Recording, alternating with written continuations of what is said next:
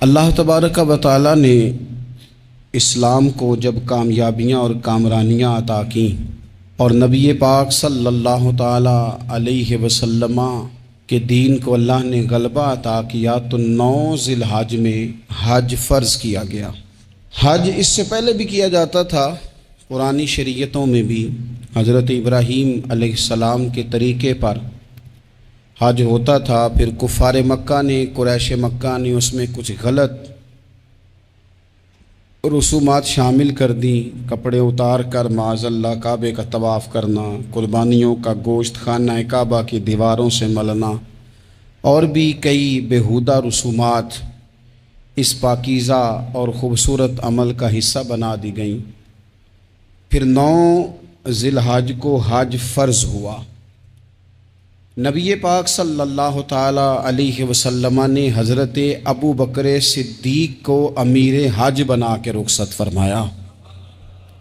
دیکھیں کہاں کہاں محبوب انہیں اپنا نائب بناتے ہیں۔ اب 9 کو تو حضور نے حضرت ابو بکر صدیق کو امیر حج بنایا اور پھر اعلان فرمایا، جہاں جہاں مسلمان آبادیاں تھیں وہاں اعلان کر دیا گیا کہ آئندہ سال رسول پاک علیہ السلام خود حج کے لیے تشریف لے جائیں گے۔ اب ایک بڑی تعداد مسلمانوں کی جمع ہونے لگی۔ ذی القعدہ کے آخری ایام میں ہزاروں کی تعداد میں لوگ مدینہ شریف میں جمع ہو گئے۔ ظہر کی نماز کی ادائیگی کے بعد سیرت نگار کہتے ہیں کہ 28 ذی القعدہ تھی، نبی پاک علیہ السلام ظہر پڑھ کے حج کے لیے نکلے، اور جہاں آج ذوالحلیفہ ہے، ابیار علی جس جگہ کو کہتے ہیں، میقات مدینہ بھی کہا جاتا ہے، وہاں اللہ کے محبوب نے پہلے رات گزاری۔ وہیں پہ نبی پاک صلی اللہ تعالی علیہ وسلم نے احرام باندھا، حضور تشریف لے گئے۔ یہ حج قران تھا۔ نبی پاک صلی اللہ تعالی علیہ وآلہ وسلم کے ساتھ اس طرح لوگ امڈ کے آئے، جہاں جہاں سے لوگ تھے مسلمان وہ سارے جمع ہوئے حضور کے ساتھ اللہ کی بارگاہ میں حاضر ہونے کے لیے۔ 1,40,000 صحابہ، یہ ایک ہی دفعہ صحابہ کا اتنا بڑا مجمع جمع ہوا ہے، ایک ہی دفعہ۔ اور حضور علیہ السلام کی خواہش تھی کہ یہ سارے لوگ وہاں پہنچیں۔ محبوب کریم علیہ السلام 4 ذی الحج کو حضور علیہ السلام نے طواف کیا، صفا مروہ کیا، احرام نہیں کھولا، قربانیاں ساتھ تھیں، چونکہ یہ حج قران تھا۔ اللہ کے رسول صلی اللہ تعالی علیہ وآلہ وسلم نے پھر 8 ذی الحج کو ظہر کی نماز جا کے منا کے میدان میں ادا کی۔ 9 ذی الحج کو مسجد نمرہ کے پاس کوہ صبیر پر جب سورج کی کرنیں چمکیں، قربان جائیں کیا نظارہ ہوگا۔ لبیک لبیک کی صدا آ رہی ہے، دیکھ کون رہے ہیں؟ مدینے والے محبوب صلی اللہ علیہ وسلم۔ حضور اس لشکر حسن کو لے کر، اس نور بھرے قافلے کو لے کے، یہ کون ہیں جو حضور کے ساتھ سارے نکلے ہیں؟ یہ کون ہیں سارے؟ یہ وہ فیروز بخت سعادت مند لوگ ہیں کہ ان میں سے جس نے ایک دفعہ بھی ایمان کی حالت میں حضور کو دیکھا اور پھر خاتمہ بالخیر بالایمان کے ساتھ دنیا سے رخصت ہوئے، یہ وہ لوگ ہیں کہ ولی اگر 60 سال بھی سارا دن روزہ رکھے، ساری رات نفل پڑھے، ہر برائی سے بچے، لیکن پھر بھی کسی صحابی کے قدموں کی خاک تک کو نہیں پہنچ سکتا۔ اور صحابی زیارت سے بنتا ہے، ولی عبادت سے بنتے ہیں۔ نبی پاک صلی اللہ تعالی علیہ وسلم کے وہ سارے صحابہ کون ہیں؟ الصحابہ النجوم، یہ حضور کی چاروں جانب یہ چمک رہے ہیں، انہیں خود میرے نبی پاک نے ستارے فرمایا ہے۔ ایک سمت علی، ایک سمت عمر، صدیق ادھر، عثمان ادھر۔ ان جگمگ جگمگ تاروں میں بھلا مہتاب کا عالم کیا ہوگا؟ اور ہر کوئی فدا ہے بن دیکھے تو پھر دیدار کا عالم کیا ہوگا؟ تو نبی پاک صلی اللہ علیہ وسلم نے یہ وہ موقع تھا، 9 ذی الحج میدان عرفات، حضور صلی اللہ علیہ وسلم نے ظہر کی نماز ادا فرمائی اور پھر کچھ توقف کے بعد حضور کے لیے اونٹنی پر کجاوا سجایا گیا۔ हुजूर अपनी कुस्वा नामी ऊँटनी पर सवार हुए, मेरे महबूब ने खुतबा देने का इरादा फरमाया। रब करीम ने इरशाद फरमाया, अल यौम अकमलतु लकुम दीनकुम, आज मैंने तुम्हारे लिए तुम्हारा दीन मुकम्मल कर दिया है। मुकम्मल हो गया दीन, इसके बाद कोई और दीन नहीं आएगा। इस आयत ने बता दिया कि हुजूर आखिरी नबी हैं, दीन मुकम्मल हो गया। अब किसी और पैगंबर की, रसूल की, दीन की, किताब की ज़रूरत बाकी, आज मैंने तुम्हारे लिए तुम्हारा दीन मुकम्मल कर दिया। और क्या खूबसूरत लफ्ज़ हैं कुरान पाक में, फरमाया व अतममतु अलैकुम नेमती, और आज मैंने तुम पर अपनी नेमतें तमाम कर दी हैं, नेमतें मुकम्मल कर दी। व रदीतु लकुमुल इस्लाम दीना, और अल्लाह फरमाते हैं मैंने तुम्हारे लिए दीन इस्लाम को पसंद किया है, ये मेरी रज़ा है, ये दीन इस्लाम तुम्हारे लिए पसंद किया है। कोई बंदा सारी ज़िंदगी मखलूक की खिदमत करे, सारी ज़िंदगी रस्तों से कांटे उठाए, सारी ज़िंदगी खैर का काम करे, किसी को तकलीफ़ ना दे, लेकिन अगर मुसलमान नहीं ना, अगर कलमा नहीं ना पढ़ता, तो उसकी सारी उम्र की खैर भी किसी काम की नहीं। इसलिए कि रब फरमाता है जड़ दीन इस्लाम है, जड़ होगी तो फिर शाखें कबूल की जाएंगी ना। तो अगर जड़ ही सिरे से नहीं है तो खैर करने का माना। कुछ लोग कुफार की, मुशरिकीन की तारीफ़ करते हैं कि जनाब बल्ले बल्ले इतने वेलफेयर काम हो रहे हैं, तो याद रखो सबसे ज़रूरी जड़ है। कुरान पाक में रब ताला ने मुनाफिकीन, मुशरिकीन और कुफार के आमाल की बुनियाद इस तरह की बताई है कि जिस तरह पत्थर पर थोड़ी गर्द पड़ जाए, ज़रा हवा का झोंका है या बारिश आए तो पत्थर साफ का साफ हो जाता है। इनके अमाल इस तरह के हैं। उस खैर का क्या मतलब कि जिस खैर में ईमान ही शामिल नहीं। जब तक बंदा मोमिन ना हो उसका कोई अमल भी अल्लाह की बारगाह में काबिल कबूल नहीं होता। ये आयत नाजिल हो गई, फरमाया दीन मुकम्मल हो गया। ओ मेरे भाइयों, खुदा रा सोचो, कोई शय मुकम्मल नहीं दुनिया में, कोई शय भी। करोड़ों का मकान बना लो फिर भी कोई ना कोई नुक्स निकल ही आता है। कोई दुनिया में शय मुकम्मल है ही नहीं। अगर कोई शय मुकम्मल है तो वो मदीने वाले रसूल का दीन मुकम्मल है।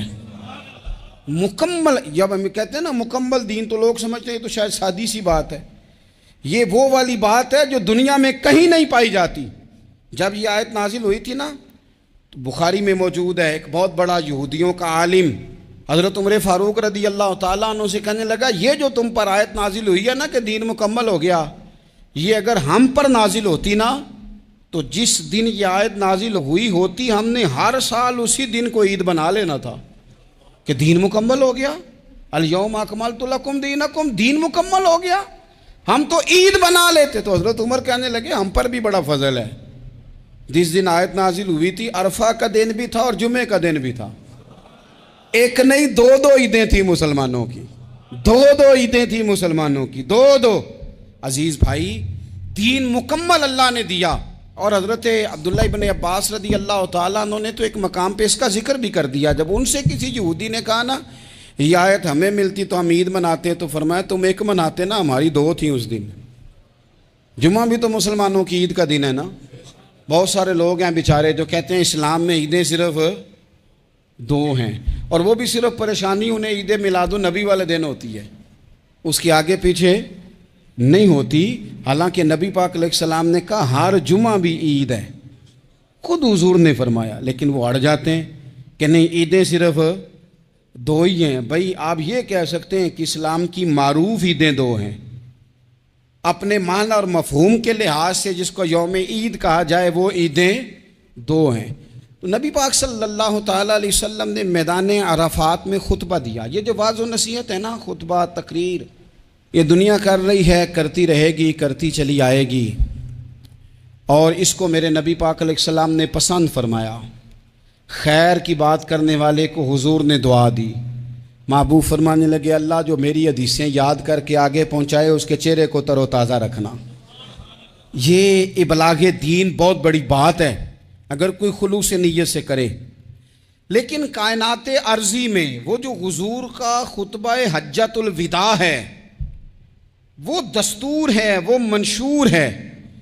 इंसानी हुकूक पर उससे बड़ा चार्टर ना पहले कभी था نہ قیامت تک دوبارہ بن سکتا ہے۔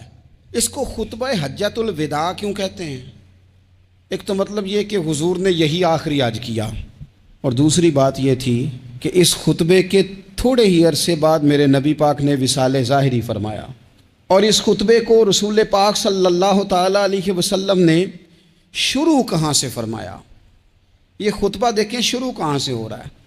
انسان دنیا میں ملتا بھی ہے، جدا بھی ہوتا ہے، یہ جو جدائی کا وقت ہوتا ہے نا، جدائی کا، شاید بڑی سوچ سمجھ کے کہا تھا حضرت میاں صاحب نے، بڑی غور کر کے انہوں نے کہا تھا کہ دریا کنڈے روخ نہ لائیے، جو آوے رڑ جاوے۔ آپ میدان میں درخت لگاتے ہیں تو کبھی پھل گرتا ہے تو زمین پہ گرتا ہے، اٹھا لیتے ہیں۔ اگر دریا کے کنارے ہو تو وہ تو دریا میں گرے گا اور رڑ جائے گا، چلا گیا، بہہ گیا۔ فرمانے لگے دریا کنڈے روخ نہ لائیے، جو آوے رڑ جاوے، تے پردیسی نال نہ یاری لائیے، او دا جدوں دل کرے ٹر جاوے، وہ تو چلا جاتا ہے۔ یہ خطبہ شروع کہاں سے ہو رہا ہے؟ یعنی ابھی آغاز کلام ہے، بات آگے آئے گی، آغاز کلام ہے۔ میں کہہ چکا ہوں ولی شاید عبادت کر کے بنے، تقوی اختیار کر کے بنے، ولی اللہ کی حرام کردہ ہر شے سے اجتناب کر کے بنے، وہ جس میں شبہ ہے اس سے بھی بچے تو پھر ولی بنے۔ لیکن صحابی تو حضور کی زیارت سے بنتا ہے نا، نبی پاک کی زیارت سے بنتا ہے، اور صحابہ تو وہ صحابہ تھے جن کی ہر صبح عید ہوتی تھی، خدا کا قرب حاصل تھا، نبی کی دید ہوتی تھی۔ وہ تو اس طرح کا ماحول تھا کہ نبی پاک نے فرمایا حضرت ابو ہریرہ سے یہیں بیٹھے رہتے ہو، تھوڑا ذرا کبھی کوئی کام بھی کر لیا کرو، وقفے سے ملنے سے محبت بھی بڑھتی ہے۔ تو حضرت ابو ہریرہ اٹھے اور ستون کے پیچھے سے ہو کے واپس آ گئے۔ فرمایا آ گئے ہو؟ عرض کی حضور دل ہی نہیں لگتا تو جائیں کہاں؟ وہ جو حضور سے آ کے کہتے تھے نا یا رسول اللہ صلی اللہ علیہ وسلم، حضرت ثوبان بن مالک، حضور نے فرمایا پریشان پریشان دکھائی دیتے ہو؟ کہا یا رسول اللہ ایک بات پریشان کرتی ہے۔ کہا وہ کیا؟ عرض کی حضور دل بے چین ہوتا ہے تو زیارت کو آ جاتا ہوں، آج ایک عجیب خیال آیا ہے، عجیب خیال آیا ہے، اور اس نے عجیب رنگ طبیعت میں بھر دیا ہے۔ فرمایا تمہیں کیا خیال آیا؟ عرض کی یا رسول اللہ صلی اللہ علیہ وسلم آج خیال آیا ہے کہ ثوبان ہے، تو حضور کا غلام ہے، جنت تو حضور کے صدقے ملے گی، لیکن یہ ہے کہ حضور تو ہوں گے نا نبیوں کے ساتھ، تجھے ملے گی، پر ملے گی تو غلاموں کے محلے میں نا۔ تو دل میں خیال آیا کہ وہاں زیارت بھی ہوگی کہ نہیں؟ او جنت میرے کس کاری جتھے یار نظر نہ آوے، زیارت بھی ہوگی کہ نہیں؟ حضور کی بارگاہ میں جب حضرت ثوبان نے عرض کی تو رب کریم نے فرمایا محبوب جو تیری اور تیرے رب کی اطاعت کرے نا، اولئک انعم اللہ علیہم من النبیین والصدیقین والشہداء والصالحین، فرمایا ان کو اللہ نبیوں کے، صدیقین کے، شہداء اور صالحین کے ساتھ ہی جنت میں اکٹھا فرمائے گا، وہ اکٹھے رہے۔ تو جن کو تو جنت میں بھی حضور کی زیارت کے بغیر چین نہیں تھا، ان کو حضور نے خطبہ حجۃ الوداع شروع کرتے وقت پہلا جملہ پتہ کیا کہا؟ حضور اونٹنی پہ ہیں، احرام باندھا ہوا ہے، 1,40,000 کم و بیش غلام سامنے کھڑے، عرفات کا میدان۔ محبوب فرمانے لگے پہلا جملہ، جو درد والے تھے وہ تڑپ گئے، یہ سارے درد والے تھے لیکن کچھ زیادہ مزاج شناس تھے۔ محبوب نے پہلا جملہ کہا، حضور فرمانے لگے لوگو جس طرح آج اکٹھے ہوئے ہیں شاید اس کے بعد دوبارہ ہم اکٹھے نہ ہوں۔ پہلا اعلان ہی کر دیا کہ یہ تمہارے ساتھ جو آج خطبہ ہے نا، اس میں اشارہ دے دیا کہ دوبارہ نہیں جمع ہوگے، اگلا حج نہیں کرنا، بس ختم ہوئی بات، یہ آخری پہلی بات ہی حضور نے یہ بیان کی۔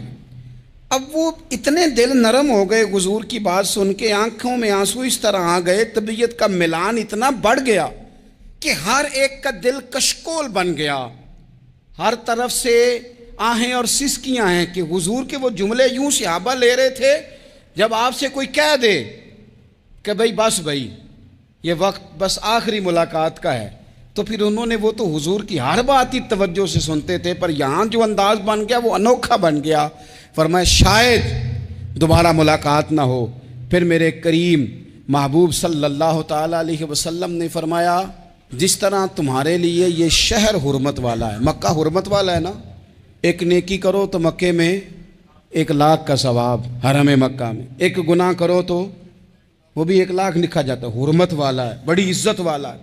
فرمایا جس طرح یہ گھر عزت والا ہے کعبہ، جس طرح یہ شہر عزت والا ہے، فرمایا جس طرح آج کا دن حرمت والا ہے، مسلمانوں میں تمہیں بتا کے جا رہا ہوں، تمہیں سمجھا رہا ہوں، اسی طرح میں نے تم سب پر ایک دوسرے کے مال اور عزت کو حرمت والا کر دیا ہے۔ اور صحابہ کو نا حضور نے پہلے یہ سبق پورا حضور نے پوچھا، یہ بھی ذرا کمال ہے، یہ بخاری مسلم کی حدیث ہے۔ حضور نے صحابہ سے پوچھا 9 ذی الحجہ ہے، جمعے کا دن ہے، ذی الحج کا مہینہ ہے، سب کو پتہ ہے، لیکن نا آپ جمعہ پڑھنے ہیں تو میں آپ سے کہوں کہ آج کون سا دن ہے تو آپ کہیں کہ جناب جمعہ ہے، عجیب آدمی ہے، جمعہ پڑھا رہے ہو۔ لیکن جو صحابہ کا انداز ہے وہ اور ہے۔ حضور نے پوچھا آج یہ کون سا مہینہ ہے؟ یہ ادب ہے، یہ مقام ہے، یہ وہ مقام ہے جہاں بہت سارے صرف عقل والے بندے جو ہوتے ہیں نا وہ بیچارے گرتے پھڑتے ہیں، کہتے ہیں جی بات آتی ہو تو بتانی چاہیے، یہ کیا بات ہوئی جی، بندہ بولے ہی نا، یہ کیا لیکن کچھ لوگ ایسے ہیں جن کا دھارہ ادب کچھ اور ہوتا ہے، انہیں ڈھیروں باتیں بھی آتی ہوں تو ہر جگہ بات کرنے کی نہیں ہوتی، سب جگہ کہانیاں سنانے کی نہیں ہوتی۔ حضور نے فرمایا کون سا مہینہ ہے؟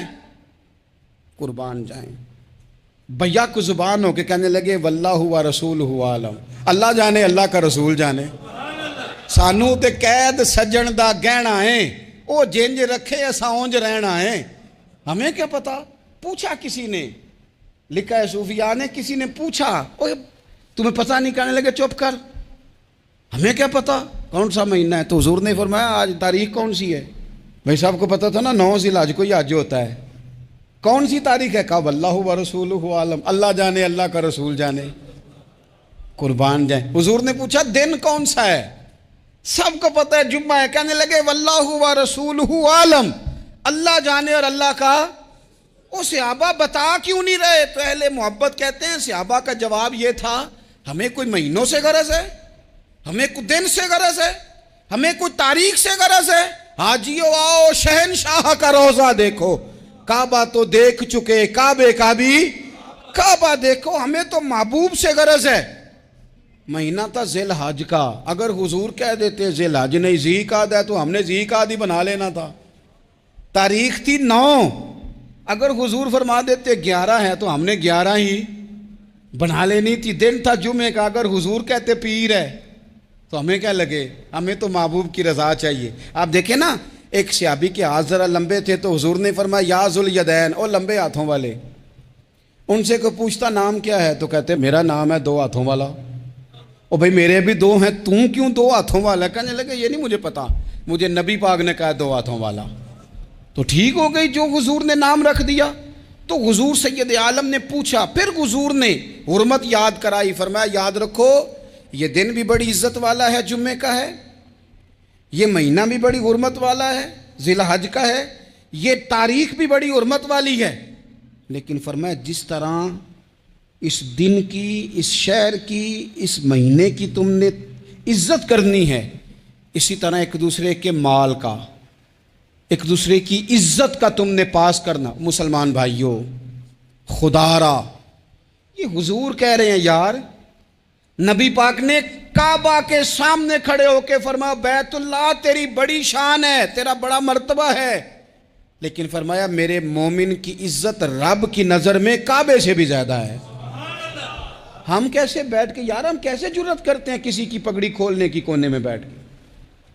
ہم اپنے گھر بیٹھ کے کسی پر تبصرہ کر گئے، کسی بندہ مومن کی عزت اچھال گئے، بالکل پتہ نہیں تھا بات کا اور ہم نے کہانی بنا دی پوری کی پوری، داستان سرائی کر گئے۔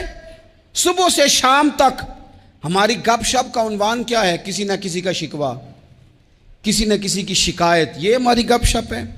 خدا را حضور نے تو خطبہ حجۃ الوداع میں پہلا سبق یہ دیا تھا کہ میرے جانے کے بعد ایک دوسرے کی عزت کرنا، اور اسی خطبے میں ایک جگہ پہ فرمایا یہ نہ ہو کہ میرے جانے کے بعد تم ایک دوسرے کی گردنیں مارنے لگ جاؤ، ایک دوسرے کی عزتوں کا خیال کرنا، پاس کرنا۔ مسلمانوں میرے عزیز بھائیوں بزرگوں، عزتوں کا دفاع شروع کریں، تھوڑی دیر کے لیے اپنی زبان لوگوں کے اوپر تبصرہ کرنے سے کنٹرول میں لائیں.